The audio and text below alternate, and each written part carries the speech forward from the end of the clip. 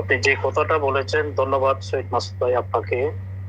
আজহারুল ইসলাম যদি অপরাধী হয়, আইনি লড়াইয়ের মাধ্যমে উনি মুক্তি লাভ করতে পারে, কারণ আইনের মাধ্যমে উনি জামিনে মুক্তি নিতেও পারে, স্বাভাবিক। তবে ওনাকে কিন্তু আইনি লড়াই লড়তে হবে।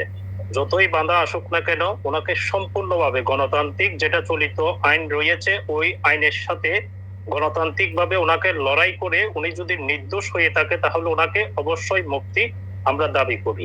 এটা স্বাভাবিক, কারণ উনি যদি বিনা অপরাধে যদি ওনার যদি জেলে বন্দি থেকে যদি ওনার কারাগারে যদি জীবন যাপন করতে হয়, তাহলে সেটা একটা গণতান্ত্রিককে হত্যা করা, কারণ ওনার গণতান্ত্রিক অধিকার আছে।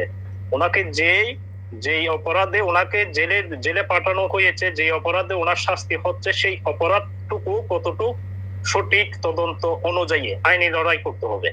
আর যে বিষয়টা আপনি এখানে বলছেন, বিএনপির তৃণমূল পর্যায়ে নেতা কর্মীদের ভাবনা কি, বিএনপি তৃণমূল পর্যায়ে নেতা কর্মীদের ভাবনা হতে হবে মানবিকের মতো এগিয়ে আসতে হবে।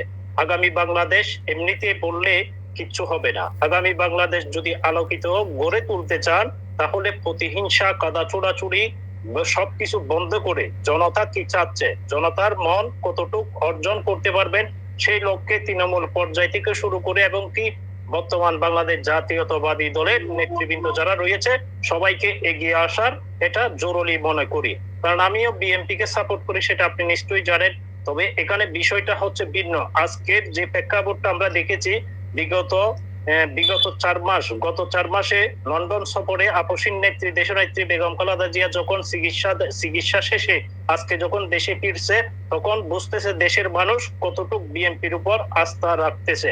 এই আস্থা নষ্ট করার মূল কারিগর হচ্ছে কিছু কিছু দলের 5 আগস্টের পর হাইব্রিড যারা ঢুকেছে, দলের নাম বাগিয়ে বিভিন্ন অকর্মের সাথে যারা জড়িত হচ্ছে, যারা লিপ্ত হয়ে যাচ্ছে, তারা আদৌ দলের কেউ হতে পারে না।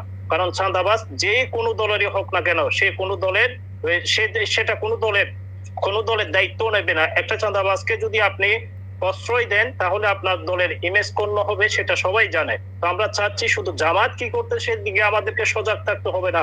আমাদের দলের নেতা কর্মীরা কারা দলের নাম ভাঙিয়ে বিভিন্ন অরাজকতা সৃষ্টি করতেছে বা বিভিন্ন প্রতিহিংসার সাথে লিপ্ত হচ্ছে, দলের ইমেজ ক্ষুণ্ণ হচ্ছে, সেদিকে আপনাদেরকে সচল থাকা উচিত। কারণ বিএনপির মতো গণতান্ত্রিক অধিকার প্রতিষ্ঠিত করবে এবং বাংলাদেশের যে সমস্ত রাজনৈতিক দলগুলো আছে, জামাত সহ বিভিন্ন রাজনৈতিক দলের তো এখন অভাব নাই, 100+ হয়েছে।